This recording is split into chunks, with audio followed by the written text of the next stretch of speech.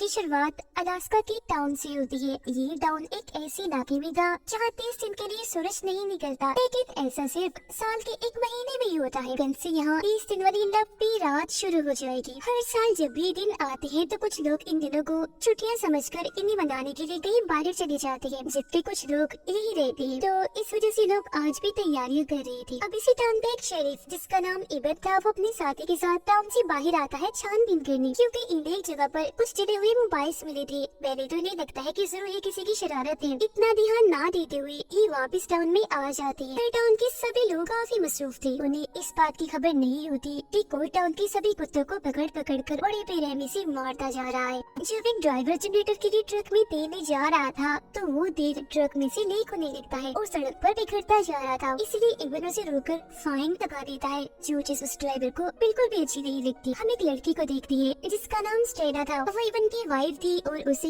आज इस टाउन से निकलना था। वो अपनी गाड़ी में थी और एयरपोर्ट के लिए जा रही थी। तभी उसका एक्सीडेंट हो जाता है। उसकी गाड़ी एक खुदाई करने वाली गाड़ी से टकरा जाती है। अब खुशकिस्मती से स्टेला तो बच जाती है, पर उसकी गाड़ी का काफी बुरा हाल हो गया था। तो इसलिए अब वो अपने हस्बैंड इबन को कॉल करके उससे मदद मांगती है। अब उसकी मदद के लिए इबन को तो नहीं जाता पर अपने साथी को भेज देता है। उसका साथी जब स्टेला के पास पहुंचता है तो उसे लेकर एयरपोर्ट के लिए निकल जाता है। अब वो बहुत कोशिश करता है टाइम पर उसे पहुंचाने की, मगर उन्हें देर हो जाती है क्योंकि आखिरी जहाज भी उड़ान भर चुका था। इस बात से स्टेला काफी परेशान हो जाती है। इबन कुत्तों वाली जगह पर छानबीन करने के लिए जाता है। खुद उनकी हालत देखता है तो दंग रह जाता है, क्योंकि किसी ने बड़ी बेरहमी से कुत्तों को मारकर उनकी चेर काट की हुई थी। आदमी बताता है कि ऐसा यहाँ पहली बार हो रहा है, क्योंकि टाउन में कोई ऐसा नहीं है जो कुत्तों से इतनी नफरत करता हो। इबन की दादी बताती है कि खुदाई कंपनी वालों की कॉल आई थी। उनकी रिपोर्ट है कोई मसला उन्हें पेश आ रहा है। ये सुनकर इबन वहाँ जाता है। पायलट उसे बताता है कि मेरा हेलीकॉप्टर पिछले काफी टाइम से गिराज में ही खड़ा था, पर आज किसी ने उसके पुर्जे काफी बुरी तरह से तोड़ दिए हैं। उड़ने के लायक नहीं छोड़ा उसे। समझ नहीं आ रही कि ऐसा किसने किया। इसी टाउन के करीब कोई अनजान समुद्री जहाज आता है, जिसके बाद हम एक अजनबी को देखते हैं जो इस टाउन में आया था। वो एक बार में बैठा शराब मांग रहा होता है, पर वहाँ काम करने वाली औरत उसे ये कहते हुए मना कर देती है कि सर आई एम सॉरी, मैं आपको शराब नहीं दे सकती, क्योंकि साल के इन दिनों में किसी को भी पीने की इजाजत नहीं होती, क्योंकि ऐसा सेहत के लिए खतरा है। वो फिर कच्चे मांस की मांग करता है और उस औरत का हाथ पकड़ लेता है। ये आदमी काफी अजीब था। तभी इधर इबन भी आ जाता है। उसे इस आदमी पर शक होने लगा था, तो इसीलिए उसे गिरफ्तार कर लिया जाता है। अब हम एक बूढ़े आदमी को देखते हैं। उसे अचानक बाहर से शोर की आवाज आने लगती है, तो टॉर्च लेकर वो बाहर जाता है चेक करने, जहाँ बहुत सारे अजीब तरह के लोग थे जो अचानक इस बूढ़े आदमी पर हमला करते थे और उसका खून पीने लगते है। सारा ये खून पी जाती है, जिससे उस बेचारे की मौत हो जाती है। उधर फैक्ट्री के 3 वर्कर्स अपना काम खत्म करके घर जा रही थी। अचानक इन पर भी हमला हो जाता है। वो खून पीने वाली खतरनाक जो इंसान के रूप में थी, दोनों आदमियों का खून पी जाती है, जिसकी बात उन्हें अंधेरे में खींच देती है। और जो वर्कर लड़की थी वो किसी तरह अपनी जान बचाकर वहाँ से भाग जाती है। इबन उस अजनबी से पूछताछ करता है, पर वो साफ साफ कोई जवाब नहीं देता। बस इतना कहता है कि यहाँ के सारे लोग मरने वाले हैं। तभी अचानक ये लाइट चली जाती है, जिससे अब इनका टेलीफोन कनेक्शन भी टूट जाता है, जिसके जरिए ये किसी से बात कर सकते हैं। इबन जब बाहर आता है तो उसे जमीन पर बहुत सारा खून पड़ा हुआ दिखता है। जैसे पीछे करते हुए आगे बढ़ता है तो घबरा जाता है, क्योंकि वो बूढ़े आदमी का कटा हुआ सर था। इसीलिए वो फौरन यहाँ के लोगों के पास जाता है और उन्हें सलाह देता है कि आप सब लोग अपने अपने घरों में ही रहे, ये ठीक रहेगा। बाहर निकलने का सोचना भी मत, क्योंकि खतरा हो सकता है। अगर किसी के घर पर जनरेटर नहीं है तो वो बाहर में चला जाए, वहाँ रहे, क्योंकि वहाँ जनरेटर मौजूद है। पुलिस स्टेशन में वो लोग वक्त गुजारने के लिए गेम खेल रहे थे, जबकि अजनबी उन्हें डराने की कोशिश करता है। इबन के भाई को इस वजह से गुस्सा आ गया था, तो वो प्लास्टिक की छोटी सी चीज उठाकर उसकी तरफ फेंककर मारता है। ये देख अजनबी बोलता है, अरे लड़के ये क्या किया तुमने? वैसे तुमने अच्छा किया, इस प्लास्टिक की मदद से मैं जेल को तोड़ दूंगा। ये सुनकर ना समझी की वजह से इबन का भाई भागता है ताकि प्लास्टिक का टुकड़ा उठा सके, पर वो अजनबी उसे गले से पकड़ लेता है। ये देखकर स्टेला गन उठा लेती है और उसे धमकाने लगती है कि छोड़ दो इसे, पर वो नहीं सुनता। इतनी देर में इबन खुद यहाँ आ गया था। वो अजनबी के गद्दे पर गोली मारता है, फिर हथकड़ी की मदद से उसे सलाखों के साथ बांध देता है। तब ये आदमी अजीबोगरीब बातें कर रहा था। कहता है कि तुम सब मरने वाले हो, क्योंकि वो यहाँ आ गई है। मौत का खेल शुरू होने वाला है। बहुत खून खराबा उनका। अब टाउन में तो पहले ही डर का माहौल फैला हुआ था, क्योंकि यहाँ पर वो खून पीने वाले राक्षस आ गए थे, जिन्हें वैम्पायर्स कहा जाता है। उन्हें लगता है कि जरूर यहाँ कोई खूनी आ गया है जो सब लोगों को मारेगा, इसीलिए ये गाड़ी लेकर उस खूनी को पकड़ने के लिए निकल जाती है। इन्हें अजीब सा महसूस होता है, इसीलिए ये दोनों गाड़ी से बाहर आकर दूरबीन से देखने की कोशिश करते हैं। स्टेला को वहाँ कुछ दिख जाता है जो देख काफी घबरा गई थी और इवन से कहती है कि हमें यहाँ से निकलना चाहिए। वो जल्दी से गाड़ी में बैठकर टाउन वापस आने के लिए निकल पड़ती है, लेकिन तभी एक वेम्पायर इनकी गाड़ी पर हमला करके ऊपर चढ़ जाता है। इवन उस पर गोली चलाता है पर वेम्पायर पर उसका कोई असर नहीं होता, तो इसलिए स्टेला जोर से जैसे ब्रेक लगाती है वो नीचे गिर जाता है, जिससे आखिरकार इनकी उस वेम्पायर से जान छूट जाती है। जैसे ये टाउन में आती है यहाँ की हालात काफी बुरी थी, गाड़ियों में आग लगी हुई थी, हर तरफ लाशें बिखरी हुई थी क्योंकि वेम्पायर्स का यहाँ पर हमला हो गया था। इवन की दादी पुलिस स्टेशन से उनसे राब्ता करने की कोशिश करती है और ये दोनों जैसे वहाँ पहुँचते हैं तो ना तो वहाँ इवन का भाई था और न ही दादी, हर तरफ खून ही खून बिखरा पड़ा था। ये देखकर उन दोनों को काफी बुरा लगता है, लेकिन अजनबी उधर ही था जो अभी भी वैसा का वैसा बना हुआ था। इवन गन लेकर उसे मारने के लिए जाता है क्योंकि वो बस एक ही बात कह रहा था कि मैंने ही उनकी मदद की, मैंने ही उनका रास्ता बनाया। वो यहाँ वेम्पायर्स की बात कर रहा था। स्टेला उसे रोकती है कि मत मारो इसे मारने से कुछ हासिल नहीं होगा, तो इसीलिए वो रुक जाता है। फिर अब बाहर हम इन वेम्पायर्स और उनके लीडर को देखते हैं जो अभी तक छुप छुप कर ही हमला कर रही थी। तब इनका लीडर कहता है कि अब जैसे तुम्हारा दिल करे वैसे हमला करो बगैर किसी से डरे, क्योंकि अब हमें रोकने वाला कोई नहीं है। लेकिन हाँ, एक बात याद रखना, इन सभी को मारने के बाद इनकी सर काट के अलग कर देना ताकि वेम्पायर्स न बन जाए, हमारी तादाद बढ़ने देनी चाहिए। इतना कहते ही ये टाउन के लोगों पर हमला कर देती है और ऐसे फिर कत्ले आम शुरू हो जाता है। बड़ी बेरहमी से ये उन्हें मारती जा रही थी, हालांकि अपनी हिफाजत करने के लिए लोगों के पास गन्स थी, पर गोली का उन पर जरा भी असर नहीं हो रहा था।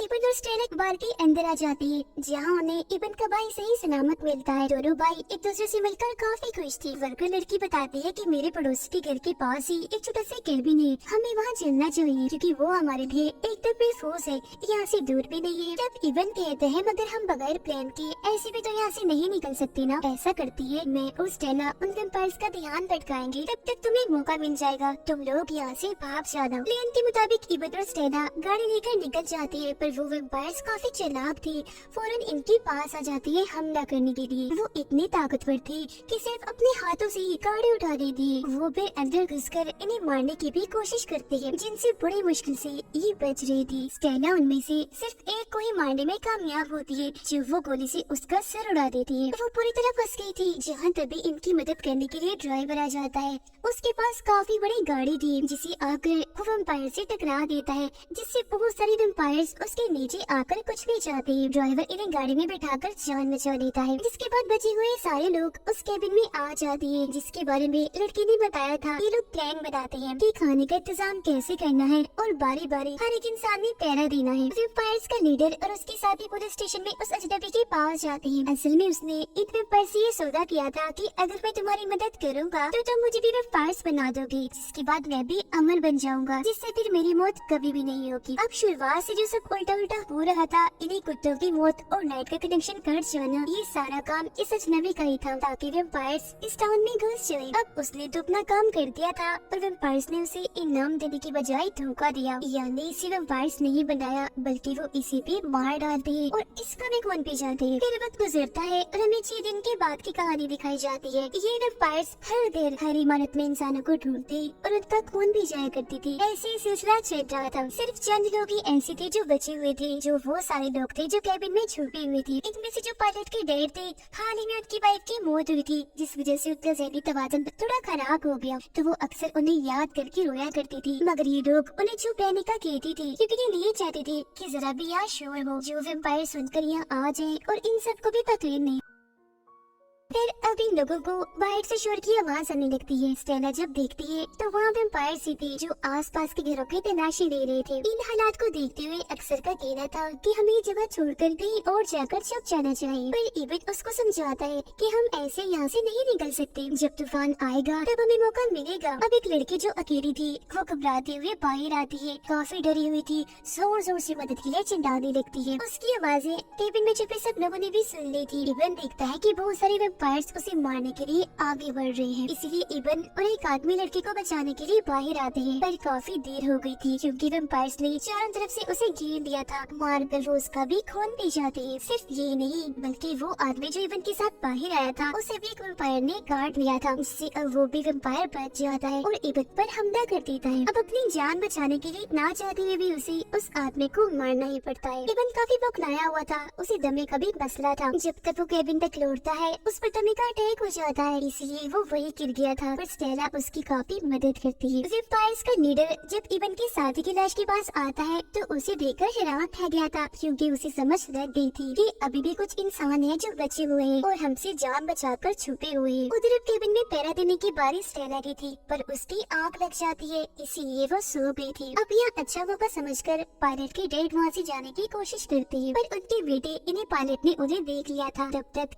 स्टेला की भी आंख खुल गई थी। वो दोनों उन्हें बहुत रोकते हैं, काफी समझाने की कोशिश करते हैं। जब वो मान तो जाते हैं पर उन्हें वॉशरूम जाना था। वो वॉशरूम में चले जाते हैं तो बाहर पायलट और स्टेला उनके बाहर आने का इंतजार कर रही थी, पर काफी देर तक जब वो बाहर नहीं आती तो ये दरवाजा तोड़कर अंदर जाती है। देखते हैं कि खिड़की के जरिए पायलट के डैड यहाँ से भाग गए हैं, इसलिए पायलट भी निकल जाता है अपने डैड को ढूंढने के लिए। शोर की आवाज सुनकर एक वेम्पायर चुपके से केबिन में घुस जाता है। उसे देखकर खामोशी से इबन और स्टेला एक जगह पर जाकर छुप जाते हैं। पायलट बाहर आकर अपने डैड को पुकारने लगता है। घर के अंदर जो वेम्पायर आया था आवाज सुनकर वो बाहर आ जाता है, पायलट पर हमला करके उसे भी मार डालता है। इस सब के लिए इबन खुद को जिम्मेदार कहता है कि मैंने उनकी कोई मदद नहीं की, पर स्टेला उसे समझाती है कि ऐसे मत करो, जो भी हुआ उसमें तुम्हारी कोई गलती नहीं है। अब अगले दिन यहाँ तेज बर्फीला तूफान आ जाता है।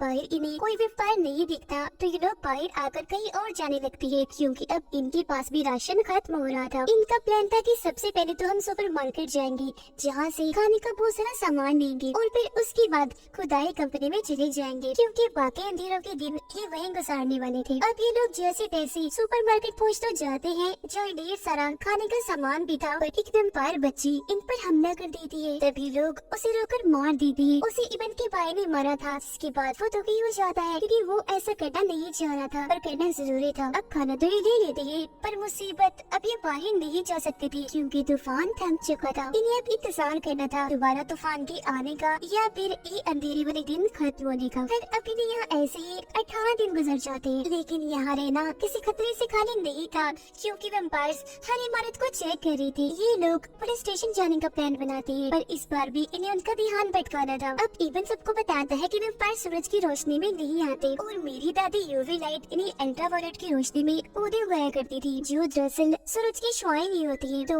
अगर मैं इन्हें उस घर तक ले जाऊँ जहाँ यूवी लाइट है तो मैं इन्हें खत्म कर सकता हूँ। फिर अब प्लान के मुताबिक इबन वेम्पायर्स का ध्यान भटकाता है और ये सारे लोग पुलिस स्टेशन की तरफ भागने लगते हैं। फिर यूवी लाइट से वेम्पायर लड़की को मार गिराता है जो लीडर की साथी थी, पर वो वेम्पायर्स काफी चालाक थे। वो उस कनेक्शन को ही काट देती है जिससे यूवी लाइट चल रही थी।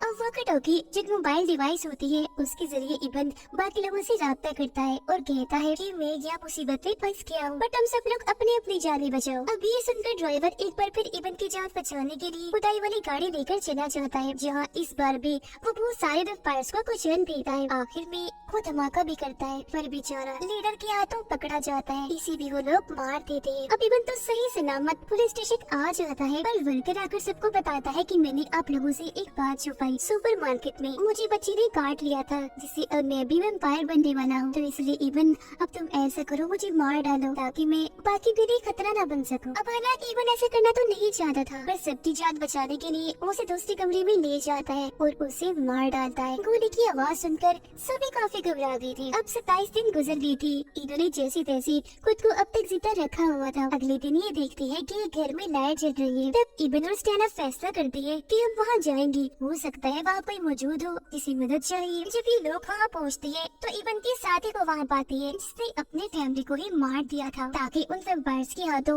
वो दर्दनाक मौत ना मरी। वो अब खुद को भी मारना चाह रहा था पर इबन उसको रोक देता है। बाहर तूफान आ गया था तो ये लोग यहाँ से निकल जाते हैं और खुदाई कंपनी में अब ये जाने वाले थे, पर तभी इन्हें शोर सुनाई देता है। जल्दी से एक जगह जाकर छुप जाते हैं। तभी इधर एक बच्ची बाहर आती है। स्टेला उसे बचाना चाहती थी पर एक वेम्पायर ने उन्हें देख लिया था। तब इबन अपने दोस्त को कहता है कि मेरी वाइफ और बच्चे को ले जाओ। खुद वो वैम्पायर के सामने आ जाता है ताकि उन दोनों की जान बच जाए, पर उसका साथी स्टेला और बच्चे को वहीं छोड़कर फैक्ट्री के अंदर चला जाता है। इबन भी वापस आ गया था। वो और कुछ और लोग जैसे तैसे करके खुदाई कंपनी में पहुंच जाते हैं, पर इबन को तब दुख होता है जब वो स्टेला और बच्ची को यहाँ नहीं पाता। उसका साथी भी लोगों के पास पहुंच गया था, पर एक वैम्पायर जिसका पीछा कर रहा था यहाँ आकर सभी पर हमला कर देता है। इबन उससे लड़ता है, लेकिन उसका साथी वैम्पायर को पकड़कर ग्राइंडर मशीन में डाल देता है, जिससे उसके टुकड़े टुकड़े हो जाते हैं। पर तब तक वैम्पायर ने उसे काट लिया था। अब इससे पहले कि वो वैम्पायर बनता, एक कुल्हाड़ी से इबन उसे मार देता है। वही सारे वैम्पायर्स घूम रहे थे। 30 दिन भी होने वाले थे, जिसके बाद सुबह हो जाएगी। और वॉकर टॉकी के जरिए इबन और स्टेला की बात होती है। वो उसे बताती है कि बच्ची को लेकर मैं गाड़ी के नीचे छुपी हुई हूँ। बस कुछ ही देर थी जब तक इन्हें खुद को कैसे भी करके बचाना था। वैम्पायर वहाँ आकर हर जगह आग लगा देते हैं ताकि अगर कहीं इंसान छुपे हो तो वो बाहर निकल आए। यहाँ स्टेला बेचारी फंस चुकी थी। अगर वो बाहर नहीं आएगी तो जलकर मारी जाएगी, लेकिन अगर आ गई तो वैम्पायर के हाथों नहीं बच पाएगी। अब इबन ने उन्हें तो बचाना ही था, इसीलिए वो अपने साथी जो वैम्पायर बन चुका था उसका खून सिरिंज पे भरकर खुद को लगा लेता है। वो यहाँ अपनी वाइफ को बचाने के लिए अपनी जिंदगी कुर्बान करने जा रहा था। अपनी भाई को अलविदा कहता है और स्टेला को बचाने के लिए बाहर निकल आता है। वो यहाँ सिर्फ वैम्पायर के लीडर को लड़ने के लिए चैलेंज करता है। वो जिनसे आगे आता है, इबन उसे पूरी तरह मारने लगता है। वो उठा कर उसे पटक रहा था हर जगह, क्योंकि वो नहीं जानते थे कि इबन भी अब एक वैम्पायर बन चुका है, जिसके अंदर इतनी शक्ति आ जाती है कि अब एक ही बार में वो वैम्पायर के लीडर को ही खत्म कर देता है। सूरज निकलने ही वाला था, इसलिए बाकी बचे वैम्पायर्स भाग जाते हैं। अब यहाँ स्टेला और बच्चे को भी बचा लिया जाता है। अब इबन और स्टेला ने वादा किया था कि वो उगता हुआ सूरज एक साथ देखेंगे, इसीलिए एक जगह पर बैठकर सूरज को निकलते हुए देख रही थी। जैसे सूरज निकलता है, इबन राख बन जाता है। स्टेला उसे गले लगाकर रोने लगती है। वो भी बेचारा राख बनकर उड़ जाता है। और ये सीन काफी दुखी था, क्योंकि स्टेला बहुत रो रही थी अपने हस्बैंड को खोकर। और इसी सैड एंडिंग के साथ ही कहानी इधर ही खत्म हो जाती।